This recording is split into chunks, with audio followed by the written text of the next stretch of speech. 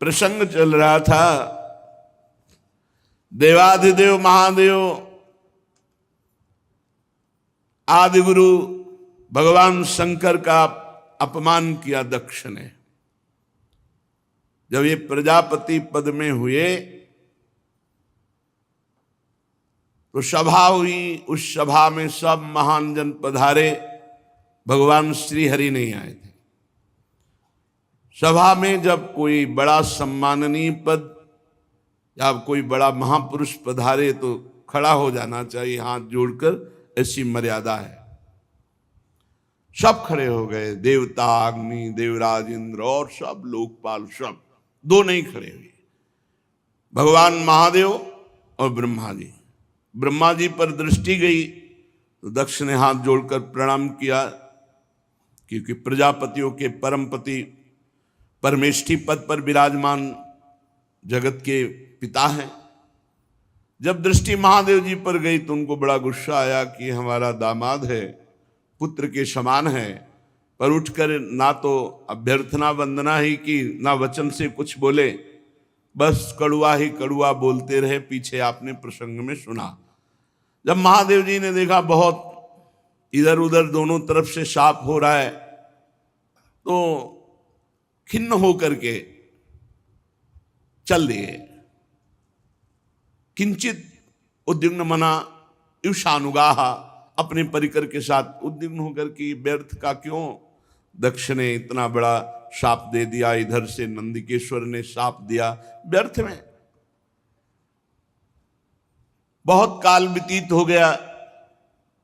वो भगवान शिव से बड़ा द्रोह करते थे दक्ष। यद्यपि उनकी लाडली सती जी भगवान शिव की अर्धांगिनी हैं, पर भगवान शिव से द्रोह बढ़ता ही गया दक्ष के हृदय में। सदा विद्विष तोरेवम कालौ वै धीमानयो। उस द्वेष को बार बार चिंतन करके नया बढ़ाता गया।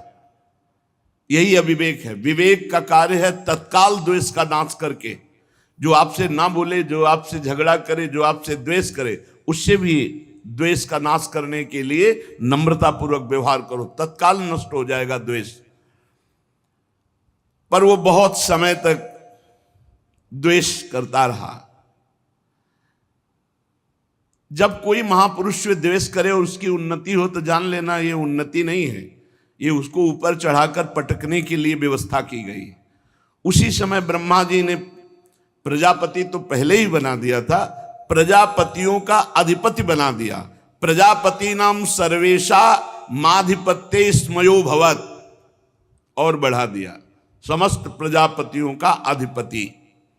अब तो और अहंकार बढ़ गया।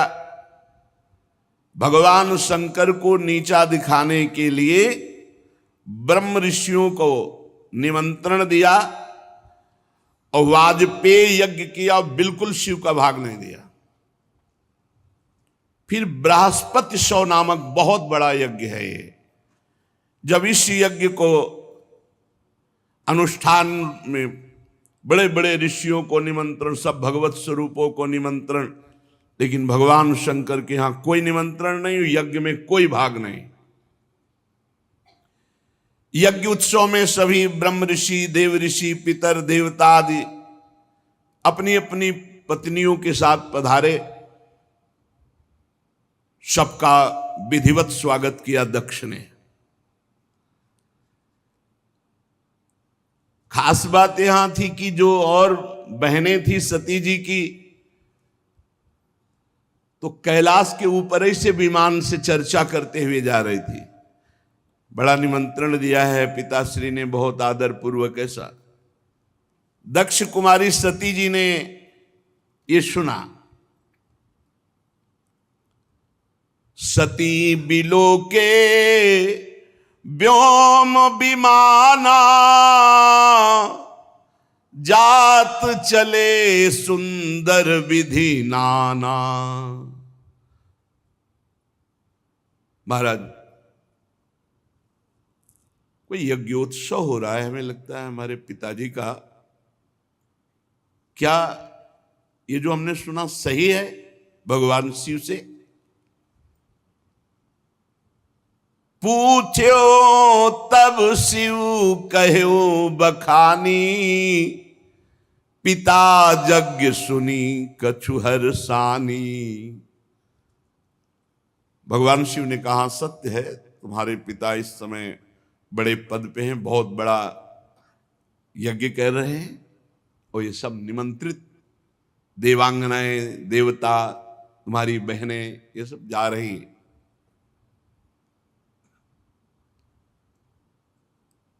कहा प्रभु मेरी भी इच्छा हो रही, मैं भी जाऊं। जो महेशु मोहिया यसु देही, कछु दिन जाई रहो मिसिए। यदि भगवान शिव की आज्ञा हो तो मैं भी उत्सव में सम्मिलित हो जाऊं, वहां जाके दर्शन करूं। पिता भवन उत्सव परम, जो प्रभु आयसु होई, तो मैं जाऊं कृपायतन, सादर देखन सोई। यदि स्वामी का करुणा में प्रभु का आदेश हो तो मेरे पिताजी के यहां बड़ा उत्सव हो रहा है, आपने ही अभी बताया, तो मैं जाऊं उस उत्सव में सम्मिलित हो जाऊं। क्योंकि जानती भगवान शिव जाएंगे नहीं, बहुत बड़ा द्वेष मानते हैं दक्ष, तो अपने हृदय से वो इतना प्रियता है माता में, पिता में, कि अम्बा जी कहती है यदि आपका आदेश हो तो मैं जाऊं। अपने स्वामी, अपने प्रीतम से जो द्वेष करता है, अपमान करता है, निंदा करता है, साप दे दिया, अब प्रधानता प्रियतम की होनी चाहिए या पिता पक्ष की। भगवान शंकर ने कहा कहेहु नीक मोरेहु मन भावा, यह अनुचित नहीं नेवत पठावा। ठीक कह रहे हो, मुझे भी अच्छा लग रहा है, अपने पिता के यहां जाना चाहिए, पर उन्होंने निमंत्रण नहीं दिया। सबको विश्व में निमंत्रण दिया है, पर हमें निमंत्रण नहीं दिया। ब्रह्म सभा हमसन दुख माना, तेहि ते अजहु करहि अपमाना। ब्रह्म सभा में एक बार तब से लेकर अभी तक वो द्वेष ही द्वेष कर रहे हैं और अपमान करते जा रहे हैं। जो बिनु बोले जाहु भवानी, रही न सीलु स्नेहु न कानी। मुझे लगता है कि बिना बुलाए तुम्हें जाना नहीं चाहिए, नहीं तो तुम्हारा सील, स्नेह, शांति, मान, मर्यादा सब भंग हो जाएगी। नहीं जाना चाहिए। तो अंबा जी ने भगवान शिव की तरफ प्रश्नवाचक दृष्टि से देखा। महाराज सारी बात तो आपकी ही है, यदि आप खड़े हो जाते तो मेरे पिता क्यों नाराज होते और ये समस्या ही ना बनती। भगवान शंकर ने कहा त्वयोदितम शोभनमेव शोभने, अनाहुता अप्यभियंति बंधुषु। सुंदरी तुम कह सकती हो कि उठ के खड़े होना, प्रणाम करना, अभ्यर्थना करना, आपने क्यों नहीं किया? देहाभिमान से उत्पन्न हुए अहंकारी को हम कभी सम्मान नहीं करते। भगवान शिव क्या कह रहे? देहाभिमान जिसके छाया है, ऐसे अहंकारी, मदाभिमानी, द्वेषी, इनका हम सम्मान नहीं करते। विद्या, तपस्या, धन, सुदृढ़ शरीर, जवान अवस्था और उच्च कुल, ये 6 सत्पुरुषों में तो गुण का काम करते हैं, पर यही अगर नीच स्वभाव वालों में आ जाएं तो अभिमान बढ़ा देते हैं और दोष का काम करते हैं। उनकी विवेक शक्ति नष्ट हो जाती है और वो महापुरुषों का भी अपमान कर देते हैं। इसी से जिन्हें तुम अपना बांधव समझ रही हो वो हमें शत्रु समझ रहे हैं। तुम्हें नहीं जाना चाहिए। बाण से बिंदने पर हृदय में उतना कष्ट नहीं होता जब प्रियजनों के द्वारा वाणी से हृदय भेद दिया जाता है। रात दिन वो वाणी वाले दुख देते रहते हैं, पीड़ा देते रहते हैं। सुंदरी, तुम जानती हो कि तुम्हारे पिता बड़ी उन्नति को प्राप्त हैं। वे तुम्हें बहुत प्रेम भी करते थे, अब नहीं करेंगे क्योंकि तुम मेरी अर्धांगिनी हो। तुम्हें मान नहीं मिलेगा क्योंकि मुझसे वो द्वेष करते हैं। जीव की वृत्ति के साक्षी अहंकार शून्य महापुरुषों की समृद्धि को देखकर हृदय में संताप और इंद्रियों में वृथा होती है अहंकारी को। जैसे दैत्यगण हरि से द्वेष करते हैं, ऐसे अहंकारी महापुरुषों से बिना कारण के द्वेष करते हैं, उनकी निंदा करते हैं, उनका अपमान करते हैं। सुमध्य में सुंदरी ये सम्मुख जाना, नम्रता दिखाना, खड़े होना, प्रणाम करना, ये लोक व्यवहार है। तत्वज्ञानियों के द्वारा ये सब नहीं होता। तत्वज्ञानी बहुत अच्छे ढंग से लोक व्यवहार का निर्वाह करते हैं। क्या वो अंतर्दृष्टि से आत्म भाव में भगवान वासुदेव का ही नमन करते हैं, किसी दूसरे का नहीं। परम पुरुष वासुदेव को प्रणाम कर लिया, सबका प्रणाम हो गया। हम देहाभिमानियों का सम्मान नहीं करते। ना देह मानी ने, जो देह अभिमानी हैं ऐसों का सम्मान नहीं करते। पदाभिमानी, देहाभिमानी, इनका सम्मान नहीं करते। भगवत ऋषि जी ने भी कहा है, भूत भविष्य लोक 14 में भये हुए हरि प्यारे, 300 व्यवहार हमारो अभिमानिन ते न्यारे। अभिमानिन भगवान शंकर ने भी कहा। सबके अंतःकरण में विशुद्ध भगवान वासुदेव विराजमान है। उन्हीं वासुदेव का नमस्कार, सबका नमस्कार। जैसे मूल में जल चढ़ा दो सब जगह पहुंच जाता है। हम तो सिर्फ भगवान इंद्रियातीत वासुदेव को नमस्कार करते हैं, दूसरे को नहीं। इसलिए विचार करो, प्रजापतियों के यज्ञ में मेरा क्या अपराध था? मेरे प्रति कटुवाक्य, तिरस्कार, अपमान, निंदा, शाप, ये सब क्या है? दक्ष यद्यप तुम्हारे शरीर को उत्पन्न करने वाला पिता है तो भी मेरे से शत्रुता का भाव रखता है, इसलिए तुम्हें बिल्कुल नहीं जाना चाहिए। यदि ब्रजिष्यसि, यदि जाओगी तो मद्वचो भद्रम भवत्या न ततो भविष्यति संभावितस्य स्वजनात् पराभवो यदा सा सद्यो मरणाय कल्पते।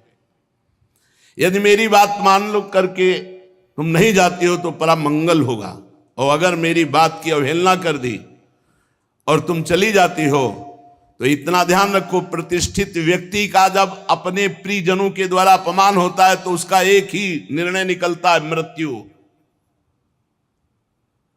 संभावितस्य स्वजनात् पराभवो यदा सा सद्यो मरणाय कल्पते। स्पष्ट भगवान शिव ने कह दिया, इसका परिणाम मृत्यु ही होगा अगर मनमानी करोगी तो। भगवान शंकर मौन हो गए। सती जी ने फिर दृष्टि से देखा, इस बार थोड़ा रुद्र दृष्टि थी, प्रश्नवाचक दृष्टि थी। इस बार मानो प्रश्न था कि हमने तो शास्त्रों में सुना है कि गुरु के यहां बिना बुलाए जाना चाहिए, पिता माता के यहां बिना बुलाए जाना चाहिए। तो यदि मैं बिना बुलाए जाती तो कोई दोष थोड़ी, शास्त्रीय दोष भी नहीं है, क्योंकि भगवान शंकर ने कहा जो बिन बोले जाओ भवानी, राहे न सील स्नेह न कानी। तो सती जी ने मानो प्रश्न किया कि क्या अपने पिता माता के पास बिना बुलाए जाना कोई दोष है? गुरु जी के यहां निमंत्रण ना मिलने पर भी जाना चाहिए, यही मर्यादा है। ये नहीं कि तुम्हें बुलावें प्रार्थना करें तो नहीं। यद्यपि मित्र प्रभु पितु गुरु गेहा, जाई बिनु बोले हूं न संदेहा। भगवान शिव ने कहा प्राण प्यारा मित्र बिना बुलाए जाना चाहिए, इष्ट देव के यहां, स्वामी के यहां बिना बुलाए जाना चाहिए, गुरुदेव के यहां बिना बुलाए, और माता पिता के यहां। ये 4 जगह है जहां निमंत्रण की परवाह नहीं की जाती। परम प्राण प्रिय मित्र, स्वामी का गृह, और गुरुदेव और माता पिता। भगवान शंकर ने कहा ठीक सिद्धांत है ये, पर तदपि विरोध मान जहां कोई, तहां गए कल्याण न होई। यदि मित्र द्रोह रखता है तो नहीं जाना चाहिए, यदि माता पिता द्वेष रखते हैं तो नहीं जाना चाहिए, यदि गुरु की इच्छा है कि तुम ना हो तो फिर नहीं जाना चाहिए, यदि स्वामी की इच्छा है कि तुम हमारी दृष्टि में ना पड़ो तो नहीं जाना चाहिए। तदपि विरोध मान जहां कोई, तहां गए कल्याण न होई। भगवान शिव ने कहा वहां नहीं जाना चाहिए। भांति अनेक शंभु समुझावा, भावी बस न ज्ञान उर आवा। भगवान शंकर बहुत प्रकार से समझा रहे हैं, लेकिन अंबाजी को भगवान शंकर की सीख इस समय अच्छी नहीं लग रही। क्यों? क्योंकि ममत्व जोर कस गया। माता पिता बहनों का प्यार बड़ा उत्सव है, सबसे मिलेंगी, ये जोर कस गया तो आद्य गुरु भगवान शंकर प्राण प्रीतम है, उनकी बात अच्छी नहीं लगी। खड़ी हो गई सती जी और अपने परिवार के जनों के दर्शन की इच्छा से कैलाश से चल पड़ी। फिर लौट आती है, फिर भगवान शंकर को देखती है, फिर चल पड़ती है, फिर लौट आती है। इस प्रकार कई बार ऐसी दुविधामयी स्थिति हुई। बंधुजनों की प्रबल मिलने की इच्छा और महादेव जी नाराज ना हो जाए, ये ऐसी दुविधा दुचित स्थिति आ गई। बार बार निकलना, बार बार वापस आना, आखिरी बार भगवान की शंकर की तरफ रोष दृष्टि से देखा, कांपने लगा शरीर सती जी का, और ऐसा लगा मानो भस्म कर देंगी। ततो विनिः स्वस्य सती विहाय तम शोकेन रोषेण च दूयता हृदा।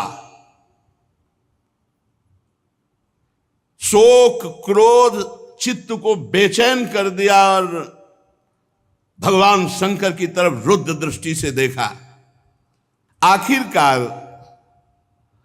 जिन भगवान शिव ने अपना अर्धांग उनको बनाया, उनको छोड़कर वो लंबी लंबी सांस लेती हुई माता पिता के घर की तरफ चल पड़ी।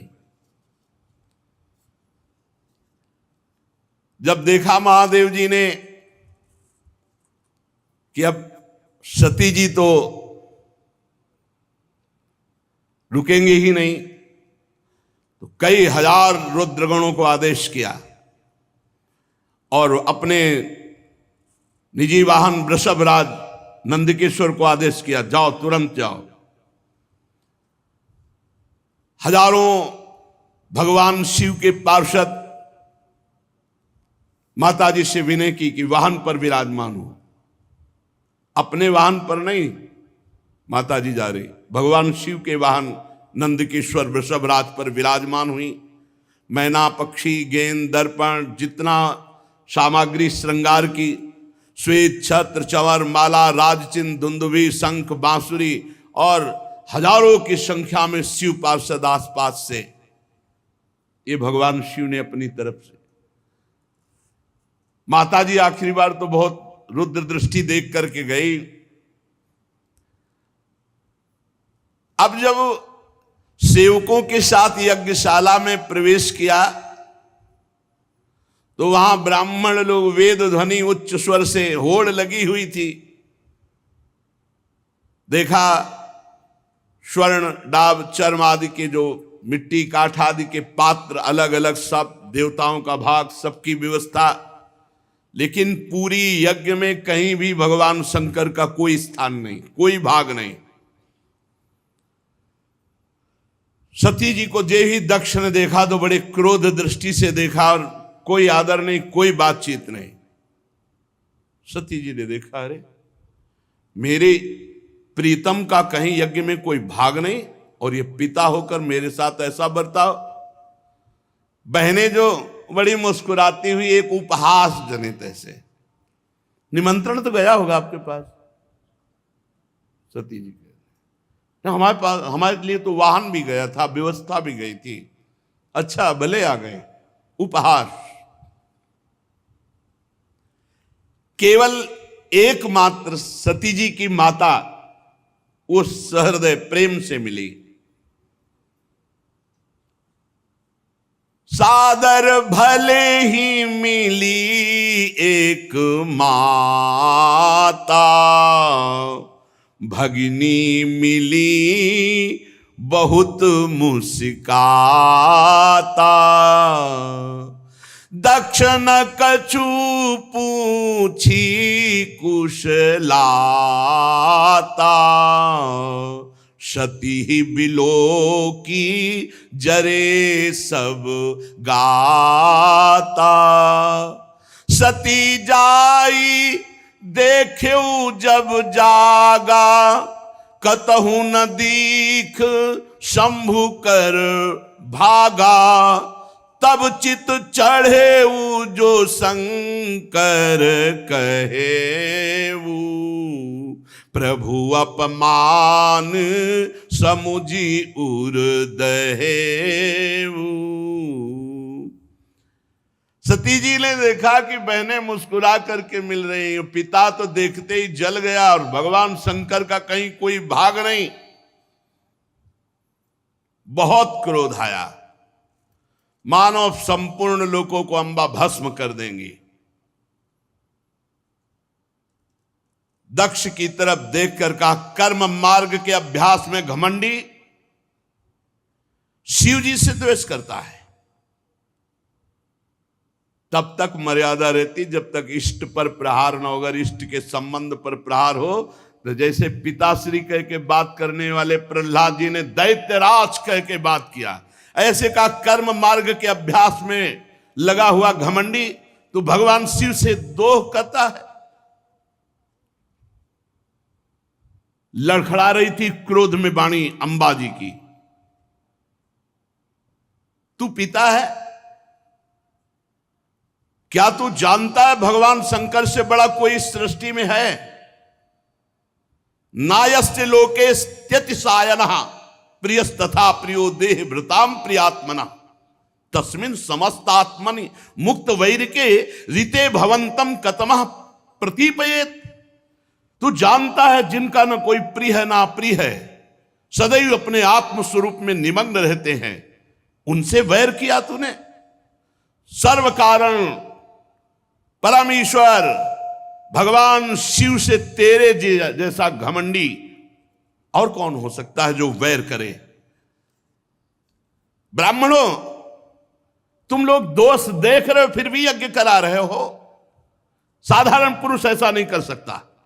जिस यज्ञ में भगवान शिव का भाग नहीं दिया गया, अहंकार पूर्वक करता है, वो यज्ञ कैसा? इसका मतलब तुम सब दंड के भागी बनोगे। खेद है, महापुरुषों का अपराध जिस सभा में होता है, सभा सहती पूरी सभा को दंड भोगना पड़ता है, पूरी सभा को। जो दुष्ट मनुष्य स्वरूप इस शरीर को आत्मा मानता है और भगवान शिव से या महापुरुषों से द्रोह करता है, निंदा करता है, उसका सर्वनाश निश्चित होता है। महापुरुष नहीं करते कुछ, उनकी चेष्टा पर ध्यान भी नहीं देते, परंतु उनके चरणों की धूल उस महान अपराधी को भस्म कर देती, नष्ट कर देती है। महापुरुषों की निंदा जैसा जघन्य कार्य इन देहाभिमानी को ही शोभित होता है। शिव, ये दो अक्षर एक बार जिसकी मुख से निकल जाए तत्काल समस्त पापों का नाश करके परम पद प्रदान कर देते हैं। शिव, भगवान शंकर की आज्ञा का कोई उल्लंघन त्रिभुवन में कर सके? पवित्र कीर्ति मंगल में मेरे स्वामी शंकर से द्वेष करता है पिता, तू अमंगल रूप है, तेरा सर्वनाश निश्चित है। अंबाजी बोली, अरे भगवान शिव तो महापुरुषों के भी महापुरुष है, जिनका मन मधुकर ब्रह्मानंद रस में डूबा रहता है, जिनके चरणों की सेवा के लिए सनक सनंदन सनातन सनत कुमार बड़े बड़े ब्रह्म ऋषि याचना करते हैं। उन विश्वबंधु विश्व आत्मा भगवान शिव से वैर तेरे जैसा अहंकारी ही कर सकता है। अरे भगवान शिव स्मशान भूमि की चिता को लगाते हैं, नरमुंडों की माला पहनते हैं, जटा बिखेरे भूत पिशाच साथ रखते हैं, पर उनके चरणों से गिरे हुए निर्माल्य को ब्रह्मा आदि बड़े बड़े देवता मस्तक पर धारण करते हैं। निरंकुश, धर्म मर्यादा विहीन, अय दक्ष, जब मेरे स्वामी ये कहेंगे आओ दक्षायणी, तो मैं सुन नहीं पाऊंगी, क्योंकि शरीर से तेरा संबंध है और तू मेरे प्रीतम से द्रोह करता है, निंदा करता है। जब अपने स्वामी की कोई निंदा करे तो शरीर में सामर्थ्य हो तो उसकी जबान काट ले, नहीं तो कान बंद करके निकल जाए। अंबाजी कह रहे, करुणों पिधाए निर्याद्यत कल्प ईशे धर्मा वितर स्तृणभिर नभिरस्य माने छिंदात प्रसई रुसती मसतीम प्रभुश्चे जिभ्याम। या तो कान में अंगुली डाल करके सभा से निकल जाए और या उसकी जबान काट दे जो अपने इष्ट की, अपने स्वामी की निंदा कर रहा हो। बकवाद करने वाली अमंगल रूप दुष्ट जिह्वा को काट डाले। दोनों इस समय मैं नहीं कर सकती, ना कान में अंगुली डाल के यहां से जा सकती हूं और ना तेरी जबान काट सकती हूं, इसलिए मैं अपने प्राण तो दे सकती हूं। सती जी ने कहा, भगवान नीलकंठ शिव की निंदा करने वाले, तेरे से शरीर संबंध रखता है कि तू पिता कहलाता इस शरीर का। तो जैसे कोई भूल से गंदी वस्तु खा ली जाए तो उसे वमन किया जाता है, ऐसे भूल से मैं तेरे यहां पुत्री हुई हूं आकर, और तू मेरे प्रीतम का द्रोही है, इसलिए मैं इस शरीर को नहीं रखूंगी, क्योंकि शरीर तेरे से संबंध रखता है। महामुनि जिनके चरणों का आश्रय लेकर स्वरूप में रमण करते हैं, जो विधि निषेध से परे तत्व है, उन प्रभु शिव की अवहेलना। अरे अज्ञानी, तुझे पता नहीं मेरे प्रीतम शिव क्या है। पिताजी, यदि तू ये नहीं जानते हो कि भगवान शंकर परब्रह्म परमात्मा हैं, तो हमारा ऐश्वर्य भी तुम नहीं जान सकते हो। हमारा ऐश्वर्य सिर्फ आत्मज्ञानी महापुरुष जानते हैं, क्योंकि भगवान शिव सदैव वट वृक्ष के नीचे रहते हैं। चिता की राख, मुंडों की माला, चंद्रमा मस्तक पर, गंगा जी जटाओं पर, हर समय ध्यानस्थ या भगवत चर्चा परायण, कोई लौकिक सामग्री नहीं, और जो झुका उसे विश्व बंदनी बना दिया, महाऐश्वर्य में बना दिया। सती जी कहती, पिताजी हमारा ऐश्वर्य अव्यक्त है, आत्मज्ञानी ब्रह्मबोध संपन्न महापुरुष हमारा ऐश्वर्य जान सकते हैं, तुम्हारे जैसे देहाभिमानी नहीं। ये यज्ञशालाओं में यज्ञान से तृप्त होकर प्राण पोषण करने वाले एक कर्मठी देवता या तुम्हारे जैसे यज्ञ करता मेरे स्वामी के वैभव को नहीं जान सकते। भगवान शंकर का अपराध करने वाले अपराधी आपके इस शरीर से उत्पन्न हुए निंदनीय देह को अब एक क्षण मुझे नहीं रखना। लज्जा आती ही मुझे इस शरीर पर कि मैं दक्ष पुत्री हूं। मेरे प्राण प्रीतम शिव का अपराध करने वाले, तुझे धिक्कार, और तेरी पुत्री कहलाने वाले शरीर को धिक्कार। अगर मैं वापस जाती हूं, भगवान शिव कहेंगे आओ दाक्षायणी, दक्ष पुत्री आओ, ये मैं नहीं सुन सकती। ये मैं नहीं सुन सकती कि भगवान शिव का अपमान करने वाले शरीर से हमारा संबंध है। उत्तर दिशा की तरफ मुख करके मौन होकर बैठ गई, आचमन किया, पीला वस्त्र ओढ़ा, आंख मूंद करके योग मार्ग में स्थित हुई। तत्काल आसन बांधकर प्राणायाम, प्राणवायु को नाभि चक्र का भेदन करते हुए उदान वायु को नाभि चक्र से ऊपर उठा करके अनिंदिता महामहिमामयी सती हृदय स्थित वायु को कंठ मार्ग से भ्रकुट के बीच में लाकर और सबके परम पूजनीय अपने प्राण प्रीतम भगवान शंकर का ध्यान, और ध्यान करते हुए अंदर से मांगा, बार बार मेरा जन्म हो और मेरे पति जगत गुरु भगवान शंकर हो। अंतिम समय ध्यान में यही मांगा कि बार बार मेरा जन्म हो और हर जन्म में हमारे पति जगत गुरु भगवान शंकर हो। बस भगवान शंकर के ध्यान में तन्मय होकर सब कुछ भुला दिया। यहां तक ये भूल गई कि मैं दक्ष पुत्री सती हूं, सब विस्मृत, केवल शिव। तुरंत आग लग गई, चरणों से लेकर पूरे शरीर में आग लग गई। भगवान शिव के चिंतन में तन्मय और अपने प्राण त्यागने की जे भी धारणा की तो योगाग्नि प्रकट हो गई अंबा जी के शरीर में। हाहाकार मच गया, पूरे शरीर में दिव्य आग। समस्त देवता जो यज्ञ में सब कोलाहल मच गया, भागे सब इधर उधर भागे कि अब तो आतंक हो जाएगा, अब तो सर्वनाश का खेल होगा। क्योंकि सती जी ने शरीर छोड़ दिया तो रुद्रगण कैसे किसी को चैन से रहने देंगे।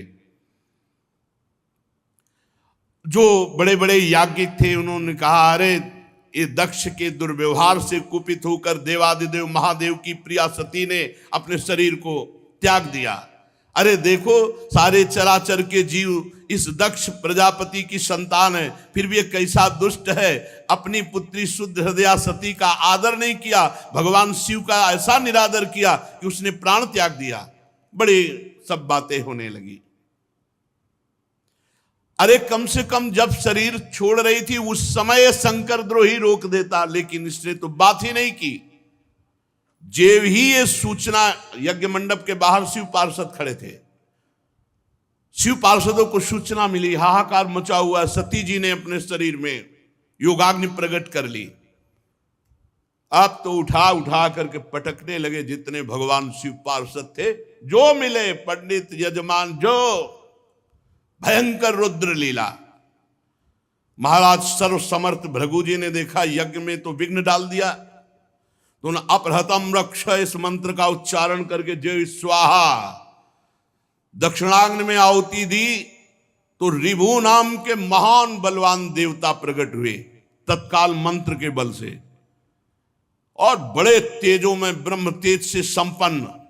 और उन्होंने जलती हुई लकड़ी जो मिला उठा उठा कर भगवान शंकर के गणों की पिटाई करके भगा दिया यज्ञ रक्षा के भृगु जी के मंत्र से। उधर देवर्षि नारद जी भगवान शंकर शांत बैठे हुए थे। हर हर महादेव, नारायण नारायण नारायण। भगवान शंकर ने आंख खोला, बोले प्रभु बड़ा मंगल हो गया। दक्ष ने आपका भाग नहीं दिया यज्ञ में, और माता जी से बात भी नहीं की। आपकी निंदा, आपका अपमान ना सह सकने के कारण सती देवी ने योगाग्नि के द्वारा अपने शरीर को भस्म कर दिया। और आपके पार्षद जब उनको दंड देने लगे तो भृगु जी ने रिभुओं को मंत्र के द्वारा इतना प्रबल पार्षद रूप प्रकट किया कि आपके पार्षदों को मार के भगाया वो आ रहे हैं। भगवान शंकर उस समय सती का भस्म होना, पार्षदों का अपमान, तो क्रुद्धा सुदृष्टोष्ठ पुटः सा धूर्तिजटाम। भगवान शिव क्रोध से ओठ चबाने लगे और जटाएं से बिखेर ली और एक जटा पकड़ी जो बिजली की तरह चमक रही थी और उखाड़ कर पृथ्वी पर पटक दिया एक जटा को। जे ही पटका तो इतनी जोर का अट्टहास हुआ मानो विश्व का विनाश हो जाएगा। देखा, देखते देखते जमीन से आकाश को चीरते हुए इतना भयानक वीर, इतना शरीर विशाल था कि ऐसे देखो तो छाती स्वर्ग तक पहुंच चुकी थी। 1000 भुजाएं, मेघ के समान श्याम वर्ण, जलते हुए 3 विशाल नेत्र, बाहर मुंह से निकली हुई विकराल दाढ़ें, अग्नि की ज्वाला के समान लाल लाल जटाएं, गले में नरमुंडों की माला और 1000 हाथों में 1000 अस्त्र धारण किए हुए। तम किम करोमीति गृणंतमाह बद्धांजलिम भगवान भूतनाथा।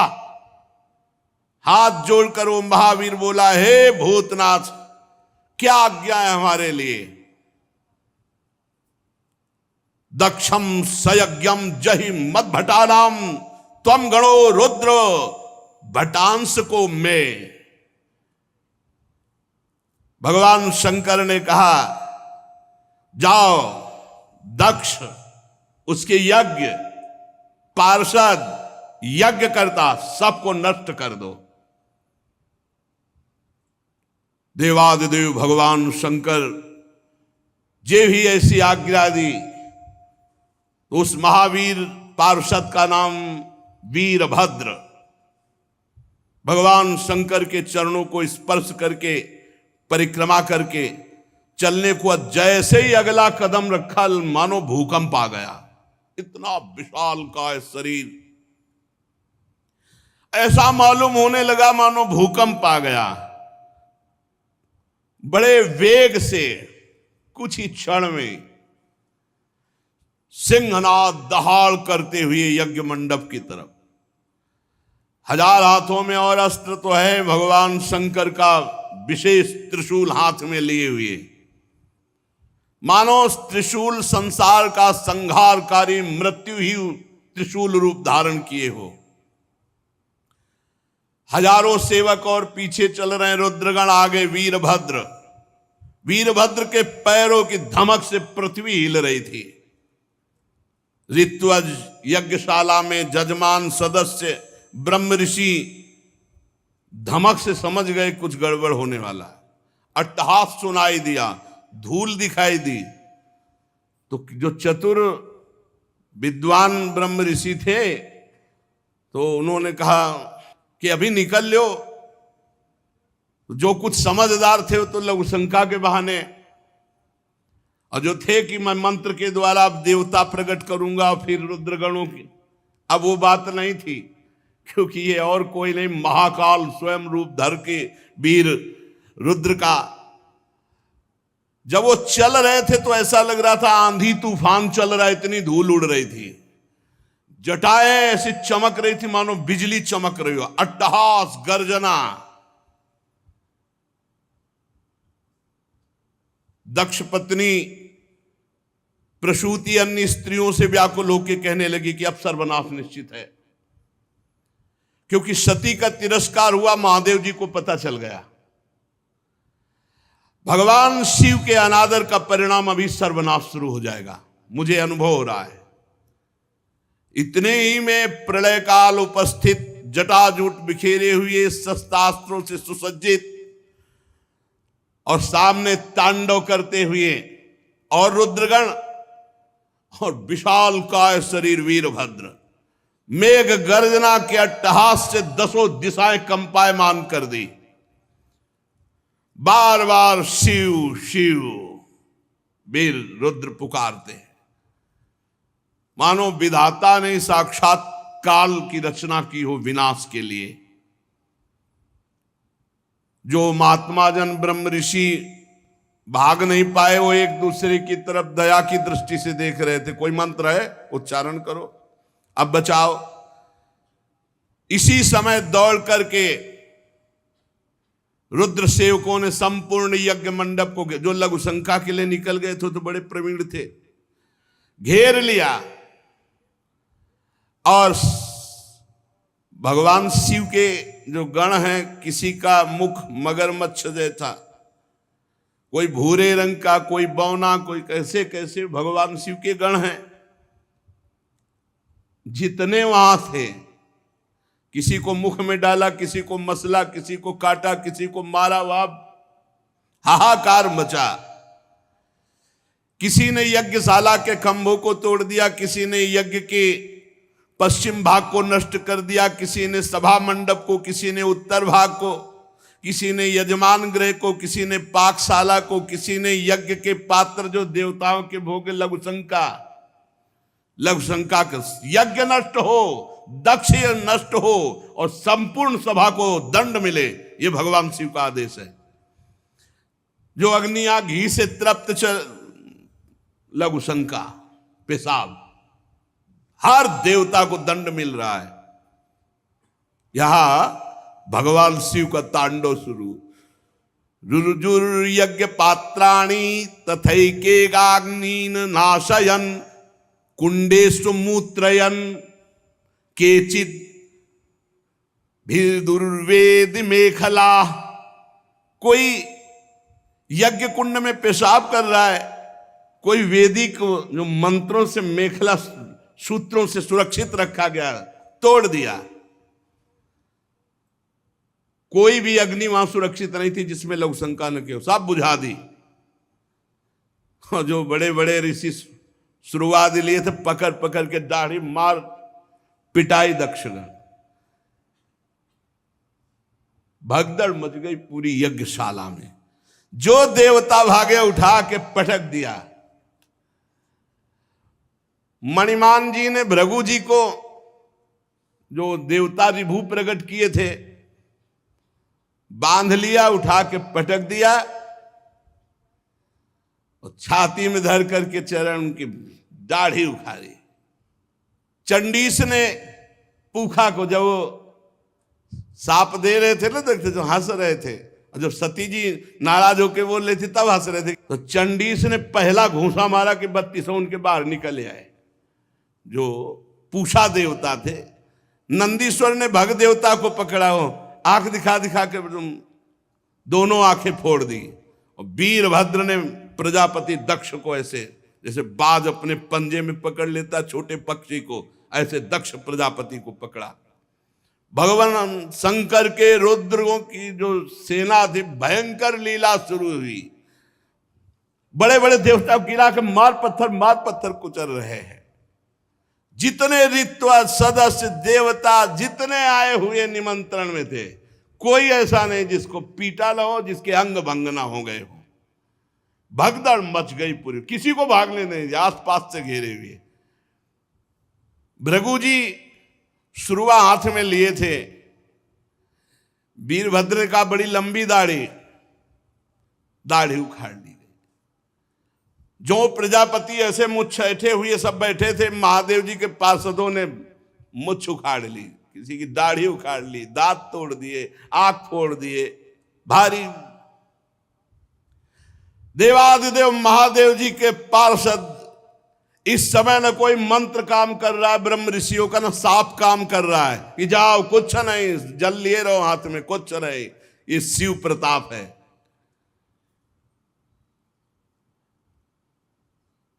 महादेव जी के जो कटु वचन सुन रहे थे कानों में, कान छेद दिए, जो हंस रहे थे दांत तोड़ दिए। वीरभद्र उठा के पटक दिया दक्ष को, छाती पे घुटना रखा, पर मंत्रों से इतना सुदृढ़ यजमान को कर दिया गया था कि काल भी नहीं मार सकता अस्त्र के द्वारा। अब एक विशेष तलवार से उन्होंने, लेकिन खरोच भी नहीं लगी दक्ष के गले में। हर शस्त्र का प्रयोग किया वीरभद्र ने, लेकिन मंत्रों के बल से जजमान सुरक्षित थे, दक्ष का एक रोम भी नहीं काट पाए।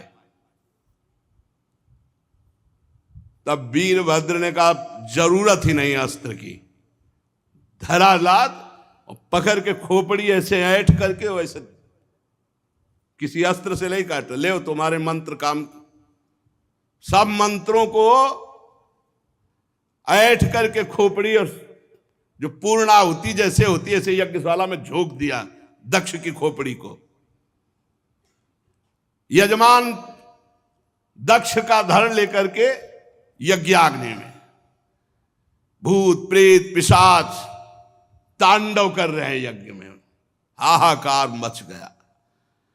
वीरभद्र ने संपूर्ण यज्ञ को विध्वंस कर दिया, कोई सुरक्षित नहीं, सब नष्ट भ्रष्ट किया और क्षण में कैलाश वापस।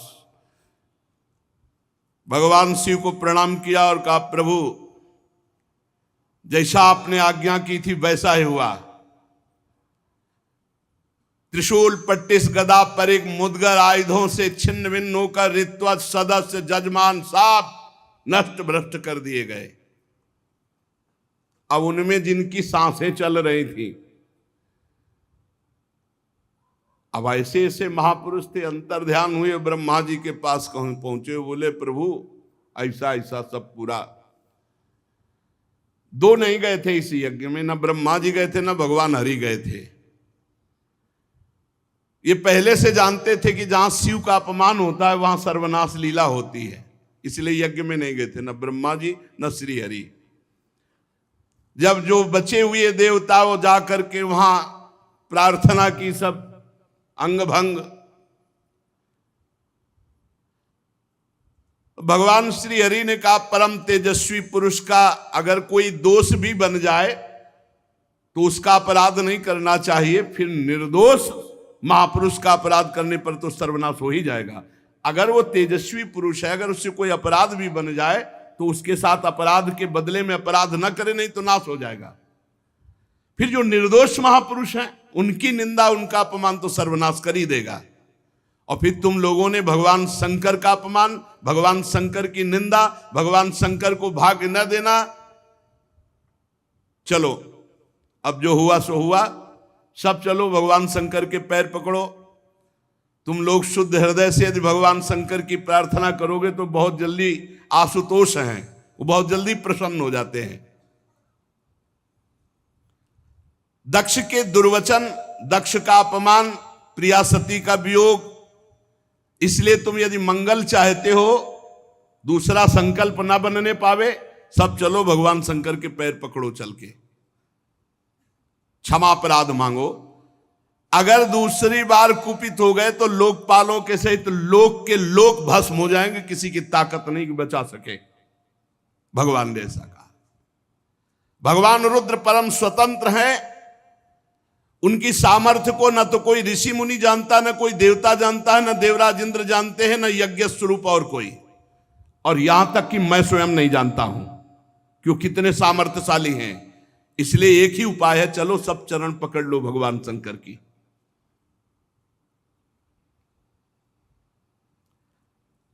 इस प्रकार जब सबको प्रेरित किया तो भगवान ब्रह्मा जी प्रजापतियों को, पितरों को और जो बचे खुचे पिटे पुटे देवता थे उनको साथ लेकर कैलाश गए। कैलाश पर्वत दिव्य औषधियों से, दिव्य मंत्रों से और योग आदि से सुरक्षित है। ऐसा नहीं कि हर कोई कैलाश में प्रवेश पा लेगा। दिव्य औषधियां, दिव्य मंत्र, दिव्य योग आदि और दिव्य देवता किन्नर गंधर्व आदि के द्वारा सुरक्षित है।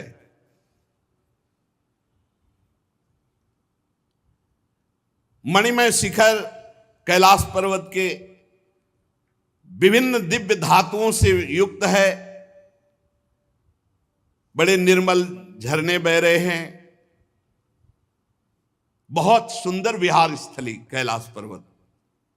मोरों के शोर, मदांध भ्रमरों के गुंजार, कोयलों की कुहू कुहू ध्वनि, पक्षियों का कलरव और कल्प वृक्ष की ऊंची ऊंची डालियां जिनमें पक्षी चहक रहे।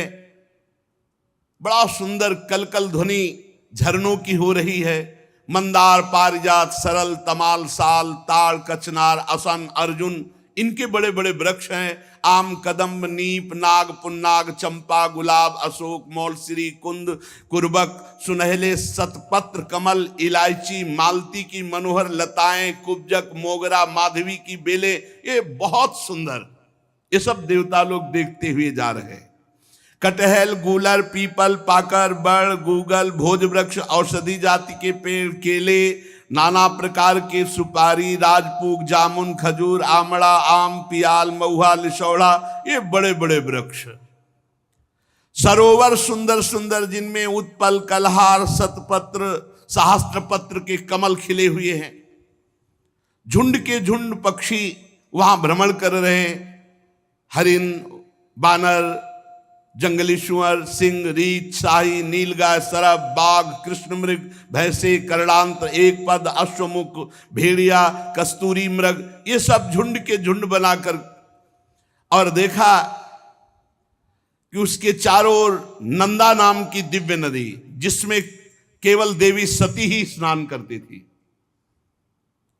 परम पवित्र कैलाश पर्वत की रमणीयता को देवता बड़े आश्चर्यचकित होकर देखते हुए जा रहे हैं। वहां अलका नाम की एक सुरम्यपुरी सौगंधिक वन देखा, जिसमें सुगंध फैलाने वाले सौगंधिक नाम के कमल खिले हुए थे। नंदा और अलकनंदा नाम की दो नदियां कैलाश के आसपास। तीर्थपाद श्री हरि के चरण रज के संयोग से अत्यंत पवित्र अलकनंदा, देवगंगा।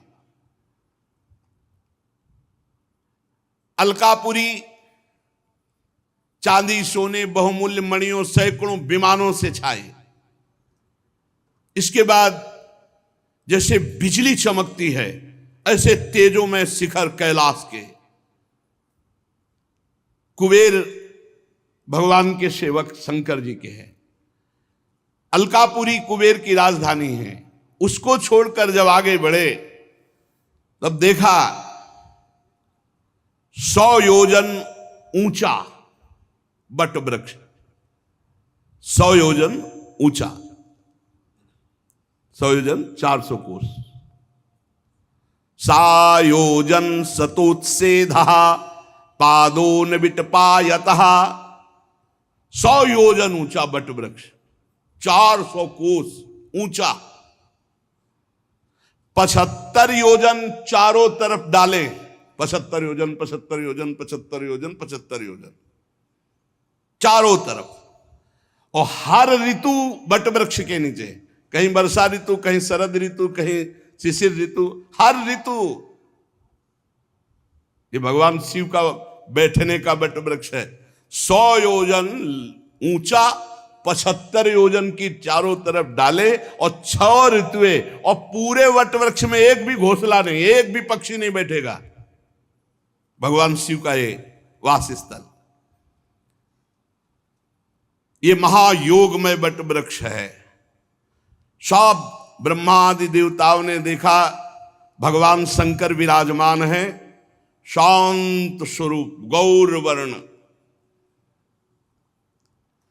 भगवान भूतनाथ का श्रीअंग बड़ा ही आकर्षणकारी गौर वर्ण।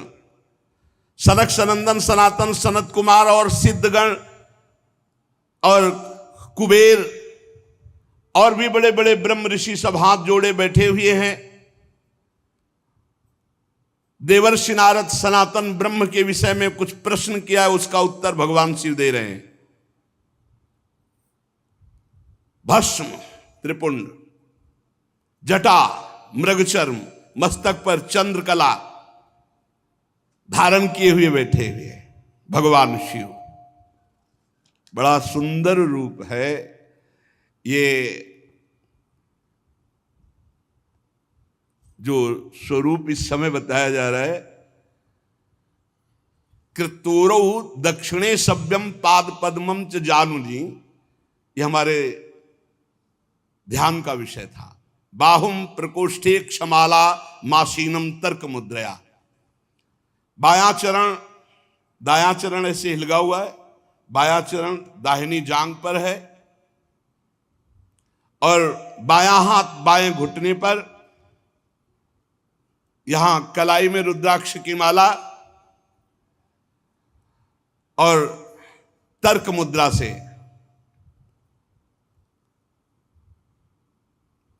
भगवान शिव ऐसे बाएं इसमें, बायां पैर दाहिनी जांग पे, दाहिना चरण हिलिक रहा है। और योग पट्ट कहते हैं काठ की बनी हुई टहनी, टेकनी जिसमें ऐसे वो ऐसे दाहिनी तरफ लगी हुई। बड़े बड़े देवता, मननशील मुनि, बड़े बड़े लोकपाल सब हाथ जोड़े खड़े हैं, ऐसी मुद्रा में उपदेश कर रहे हैं।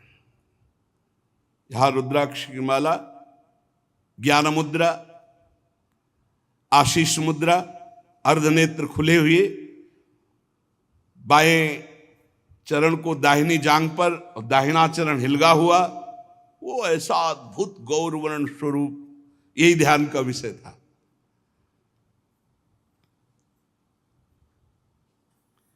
समस्त देवता दैत्यों के अधिपति ब्रह्मादि सब महादेव जी के चरण कमलों की वंदना की। जी देखा ब्रह्मा जी आए, भगवान शिव आसन से खड़े हो गए और सिर झुकाकर ब्रह्मा जी की वंदना की। चारों ओर महर्षियों से, अन्यान्य सिद्ध गणों से सब घिरे हुए महादेव जी को, और ब्रह्मा जी भी नमस्कार मुद्रा में, और भगवान शिव ब्रह्मा जी को नमस्कार। चंद्रमौली भगवान शिव बड़ी गंभीर मुद्रा में से हंसते हुए ब्रह्मा जी ने कहा, जाने त्वामीशं विश्वस्य जगतो योनि बीजयो शक्ति शिवस्य च परम यत्तत् ब्रह्म निरंतरम। मैं जानता हूं स्वामी, आप संपूर्ण जगत के रचयिता है, पालन करता है और संहार करता है। ब्रह्मा जी कह रहे हैं विश्व की योनि शक्ति और विश्व के पुरुष शिव स्वरूप आप ही पर ब्रह्म है, आपसे ही संपूर्ण सृष्टि प्रकट होती है, शिव और शक्ति से। भगवान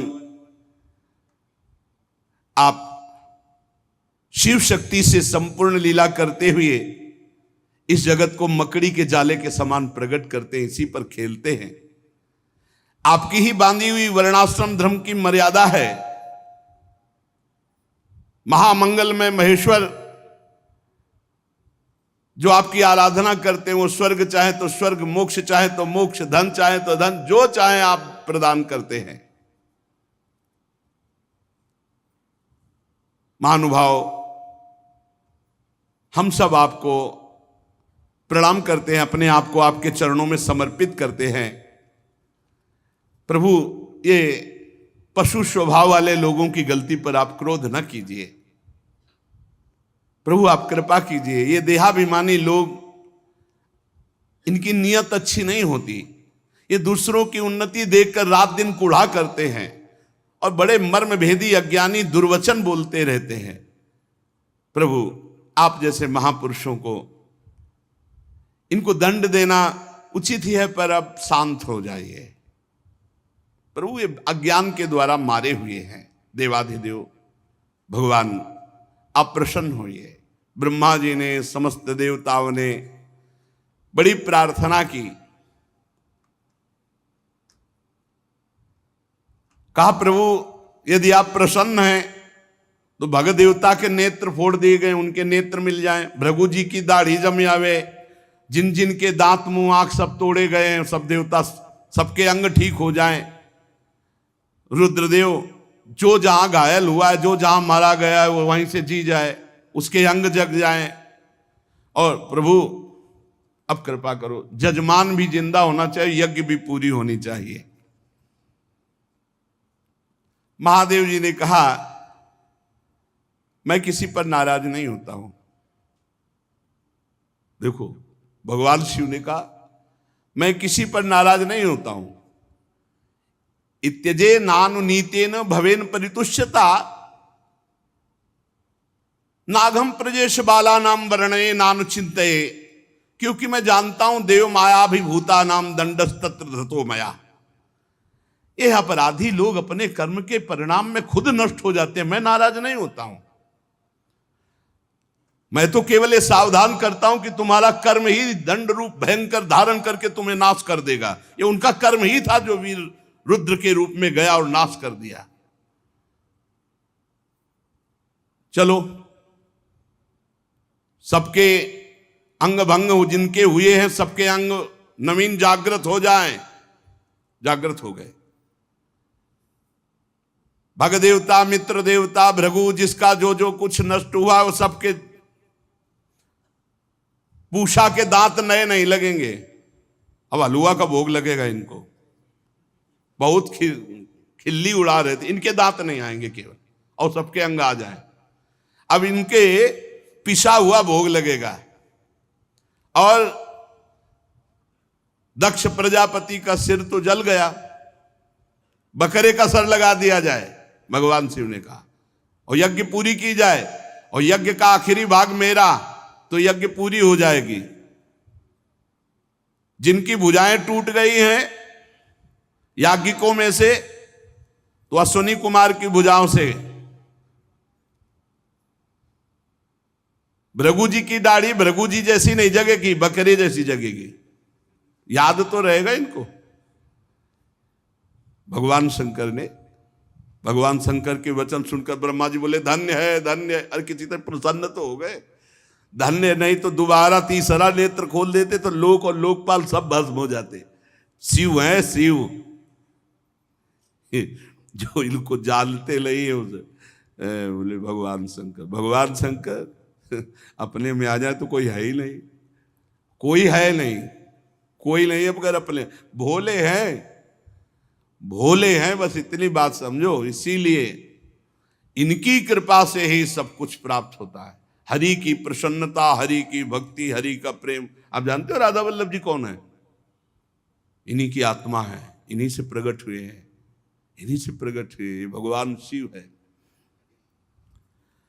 भगवान शिव ने जब ऐसा भगवान शंकर के वचन सुनकर के कि भगवान शिव प्रसन्न हो गए, धन्य है सब देवता, अब वैसा ही किया गया।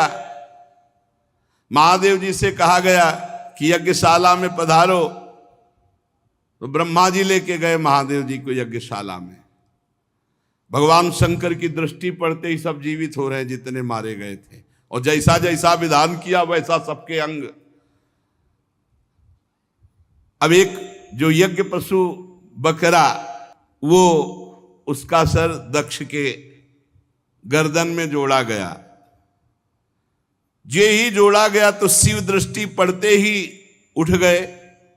बहुत कड़ुआ बोलते थे। शिव को देखा अब तो हृदय एकदम, महादेव जी की स्तुति करना चाहते थे पर सती जी का स्मरण आने पर आंसू आ गए और चिल्ला चिल्ला करके वो रोने लगे।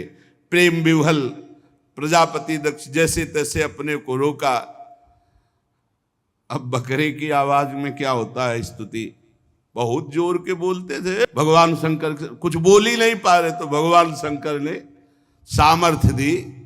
तब दक्ष बोले भूयान अनुग्रह अहो भवता कृतो में दंडस्त्वया मयि भृतो यद्यपि प्रलब्धा ना ब्रह्म बंधुश्चवान भगवन् नवज्ञा तुभ्यम हरेश्च कुतएव धृत व्रतेषु।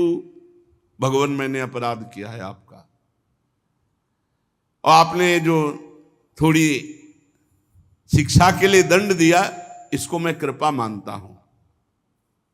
आज मेरा अहंकार नष्ट हो गया। आप और भगवान श्री हरि तो आचारहीन नाम मात्र के भी अपने जनों की उपेक्षा नहीं करते। फिर प्रभु हम तो यज्ञों के द्वारा आपकी ही प्रसन्नता के लिए आपकी आराधना करते हैं, आप हमें कैसे भूल जाएंगे। प्रभु आपने ही ब्रह्मा होकर सबसे पहले आत्म तत्व की रक्षा के लिए अपने मुख से विद्या, तपस्या, व्रतादि ब्रह्म ऋषियों को उत्पन्न किया। प्रभु मैं आपके तत्व को नहीं जानता हूं, मैंने भरी सभा में आपको अपने वचनों से बेधा था, किंतु आज मैं फल पा गया। अगर आप आशीष न देते तो आज के बाद शब्द ही नहीं निकलता। प्रभु मेरे अपराध क्षमा कर दो। पूज्यतम महानुभावों को अपने जनों के अपराध क्षमा करने ही पड़ते हैं। आप अपनी करुणा भरी दृष्टि से मुझे उबार लो। अब भी आपको प्रसन्न करने के लिए मेरे पास गुण नहीं है, बस आप अपनी कृपा से प्रसन्न हो जाओ, उदारतापूर्ण बर्ताव से प्रसन्न हो जाओ। आशुतोष भगवान शंकर प्रसन्न हो गए।